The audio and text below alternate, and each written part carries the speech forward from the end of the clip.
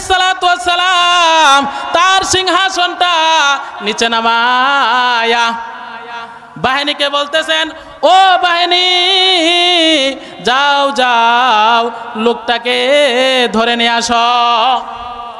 এবার বাহিনী কৃষকের কাছে গেছে, যায় বলতেছে, ও কৃষক ভাই, পয়গম্বর সুলাইমান আপনাকে ডাকছে।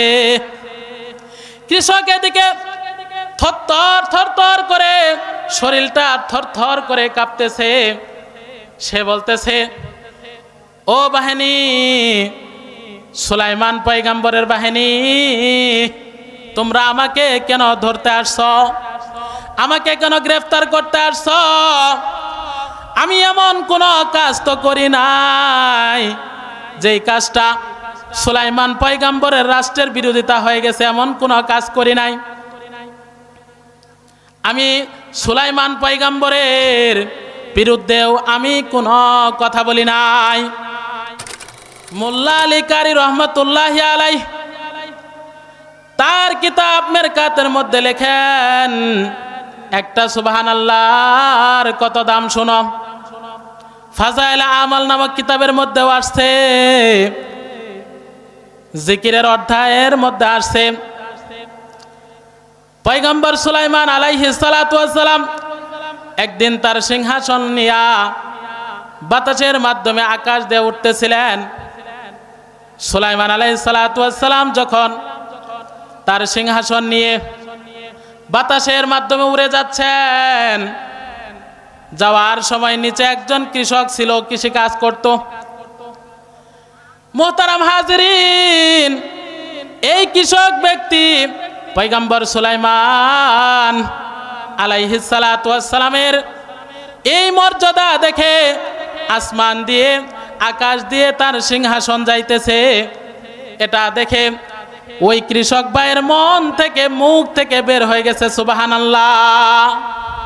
কিতাবের মধ্যে আসছে, পয়গম্বর সুলাইমান আলাইহিস সালাতু ওয়াস সালাম সাথে সাথে তার সিংহাসনটা নিচে নামাইছে।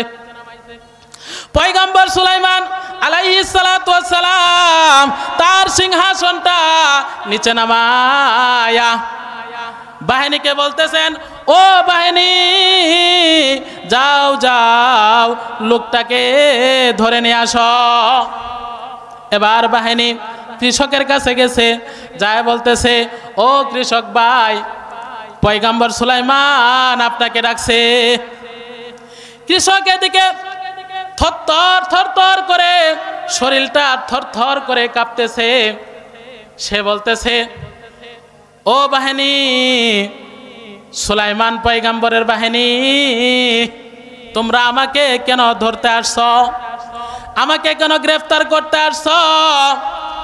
আমি এমন কোনো কাজ তো করি নাই যেই কাজটা সুলাইমান পয়গম্বরের রাষ্ট্রের বিরোধিতা হয়ে গেছে, এমন কোনো কাজ করি নাই।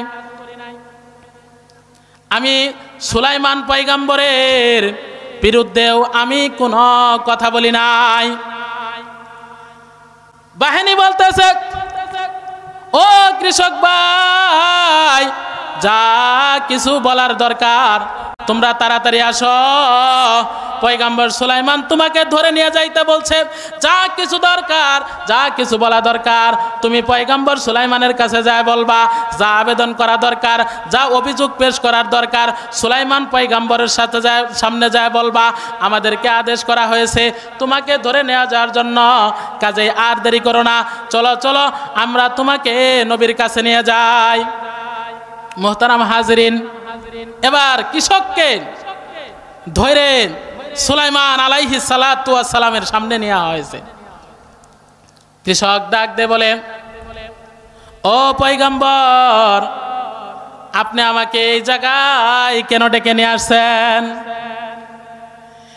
আর এদিকে কৃষক থরথর করে কাঁপতেছে আর বলতেছে, ও পয়গম্বর সুলাইমান, আমি তো আপনার কোন রাষ্ট্রের বিরোধিতা করি নাই, তাহলে কেনই বা আমাকে এই জায়গায় ধরে নিয়ে আসছেন?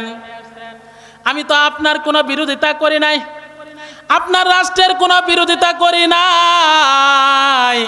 ও পয়গম্বর সুলাইমান, আপনি আমাকে কেন ধরে নিয়ে আসছেন?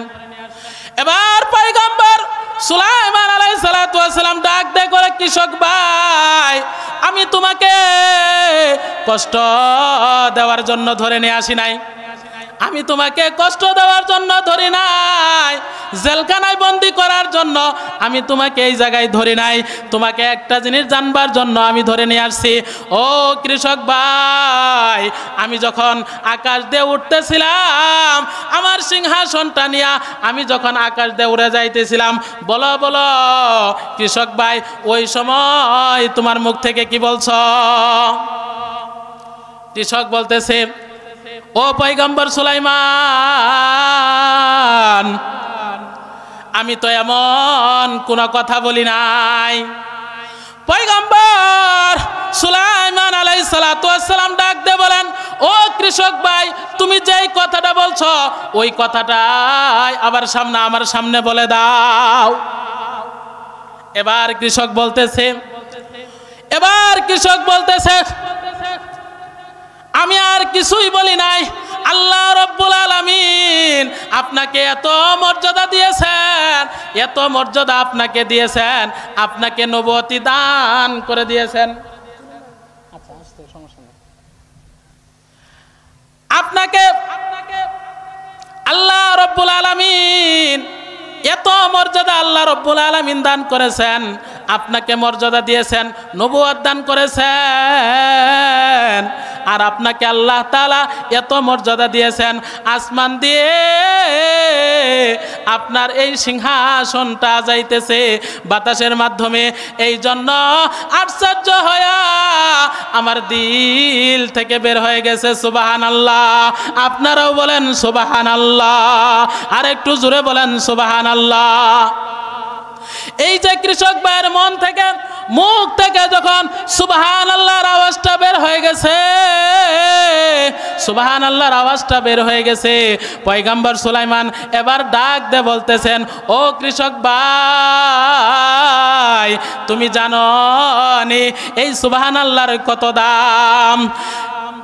পয়গম্বর সুলাইমান আলাইহিস সালাতু ওয়াস সালাম যখন ওই কৃষক ভাইকে বলছে, ও কৃষক ভাই তুমি সুবহানাল্লাহর ফজিলতটা তুমি আমাকে দাও, আমি পয়গম্বরের রাজত্ব, পুরা রাজত্ব আমি তোমাকে দিয়ে দিব। জোরে কোন সুবহানাল্লাহ। এবার যখন কৃষক বলতেছে, না না আপনাকে সুবহানাল্লাহর ফজিলত দেওয়ার আগে আমাকে জানতে হবে সুবহানাল্লাহর কত দাম, সুবহানাল্লাহর কত দাম এটা আগে জানবো, তারপরে আমি চিন্তা ভাবনা করব আপনাকে দেওয়া যাবে কি যাবে না। পয়গম্বর সুলাইমান আলাইহিস সালাতু ওয়াস সালাম বলতেছেন, ও কৃষক ভাই শোনো শোনো, একটা সুবহানাল্লাহর ফজিলত আমার আল্লাহর কাছে এত বেশি আমার আল্লাহ সুবহানাল্লাহর মধ্যে রাখছে। ও কৃষক ভাই শোনো, এই সুবহানাল্লাহ যদি এক পাল্লায় রাখা হয়, আর গোটা পৃথিবী শুধু আমি পয়গম্বর সুলাইমানের রাজত্ব না, এই রাজত্ব শুধু না, সাতবক আসমান এবং জমিন যদি এক পাল্লায় রাখা হয়, আর আমি পয়গম্বর সুলাইমানের রাজত্ব যদি এক পাল্লায় রাখা হয়, আর তুমি যে সুবহানাল্লাহ বলছো এই সুবহানাল্লাহ যদি আরেক পাল্লায় রাখা হয়, ও কৃষক ভাই শোনো শোনো, এই সুবহানাল্লাহর পাল্লাটাই ভারী হয়ে যাবে। জোরে বলেন সুবহানাল্লাহ, আর একটু জোরে বলেন সুবহানাল্লাহ। এজন্য আল্লাহর হাবিব সাল্লাল্লাহু আলাইহি সাল্লাম বলেন, একটা সুবহানাল্লাহ আমার আল্লাহর কাছে এত দাম, আমার আল্লাহর কাছে সুবহানাল্লাহর বড় দাম। আল্লাহর হাবিব সাল্লাল্লাহু আলাইহি ওয়াসাল্লাম বলেন, আলহামদুলিল্লাহ আল্লাহু আকবার সুবহানাল্লাহ তামলাউল মিজান। কাল কিয়ামতের ময়দানে এই যে সুবহানাল্লাহ আলহামদুলিল্লাহ আল্লাহু আকবার, যে ব্যক্তি এসে এগুলো বেশি বেশি জিকির করবে, হাদিসের মধ্যে আসছে আমার আল্লাহ তার মিজানের পাল্লা ভারী করে দিবেন। এজন্য আসুন বলতেছিলাম, ইয়া আইয়ুহাল্লাযীনা আমানুযকুরুল্লাহ যিকরান কাসীরা। আমার আল্লাহ ডাক দিয়ে বলেন, তোমরা যখনই সময় পাবা আমার বেশি বেশি জিকির করো, নামাজ 5 বার পড়বা। এরকমভাবে হজের একটা পরিমাণ আছে, প্রত্যেকটা জিনিসের এমন একটা পরিমাণ আছে। আমার আল্লাহ বলেন, ও বান্দা, এই পৃথিবীর মধ্যে সব কিছু আমি আল্লাহ তোমাকে দান করেছি, কাজে আমি যেহেতু সব কিছুই দিয়েছি, আমাকে যখন ইচ্ছা বান্দা তখন ডাকবা। আমার নামের ক্ষেত্রে কোনো পরিমাণ নাই, তুমি যখনই সময় পাও আমি আল্লাহকে বেশি বেশি ডাক দাও। সবাই আল্লাহকে ডাক দেন, আল্লাহ। সবাই বলেন আল্লাহ। আল্লাহ তাআলা যখনই সময় পাবেন তখনই জিকির করবেন। আল্লাহ তাআলা বান্দার মুখের দিকে তাকায় থাকে, বান্দা কখন ডাক দিবে আমার আল্লাহ ডাকতে থাকেন, বান্দার চোখের দিকে তাকায় থাকেন, বান্দার দিলের দিকে তাকায় থাকেন। কতদিন হয়ে গেল আপনি আল্লাহকে ডাকেন না? যে আল্লাহ তাআলা আপনাকে সৃষ্টি করেছেন, এত সুন্দর একটা চক্ষু দিয়েছেন, এত সুন্দর দুটো হাত দিয়েছেন, পা দিয়েছেন, আল্লাহ তাআলা কত সুন্দর চেহারা আমাদেরকে দিয়েছেন। আর আমরা দুনিয়াতে আইসা আল্লাহকে ভুলে গেছি। আল্লাহ তাআলা বান্দার দিকে সব সময় কুদরতি নজর দিকে তাকায় থাকেন। বান্দা কখন আমাকে ডাক দিবে তখন আল্লাহ তাআলা বান্দার ডাকে সাড়া দিবেন, এবং বান্দার কি প্রয়োজন সেটা আল্লাহ তাআলা পুরা করে দিবেন। এজন্য আসুন, আমরা রাস্তাঘাটে যখনই সময় পাই আমরা শুধু এরকমভাবে সময় নষ্ট করি, চার দোকানে বসে টেলিভিশনের দিকে তাকায় থাকে, সময় নষ্ট করি। কাল কিয়ামতের ময়দানে এই সময়ের হিসাব নেওয়া হবে, সময়ের হিসাব নেওয়া হবে। এজন্য যখনই সময় পাবেন আল্লাহকে ডাকবেন, আল্লাহ আল্লাহ আল্লাহ আল্লাহ আল্লাহ আল্লাহ আল্লাহ আল্লাহ। আল্লাহ তাআলার নামের মধ্যে একটা মজা আছে। আমার আল্লাহ বান্দার মুখের দিকে তাকায় থাকে আর বলতে থাকে, বান্দা কি চাস কি চাস? আপনি যতবার ডাকবেন আল্লাহ বলে আল্লাহকে ডাক দিবেন। আমার আল্লাহ সব সময় আপনার দিকে তাকায় আছে, কুদরতি নজর দিয়া আমাদের দিকে তাকায় আছে। বান্দা যখন আল্লাহকে আল্লাহ বলে ডাক দেয়, ব্যাখ্যার মধ্যে আসছে আল্লাহ রব্বুল আলামিন ডাক দিয়ে বলে, বান্দা কি দরকার কি দরকার চা চা, বান্দা আমি তো সব কিছু আমি আল্লাহ ব্যবস্থা করে দিব।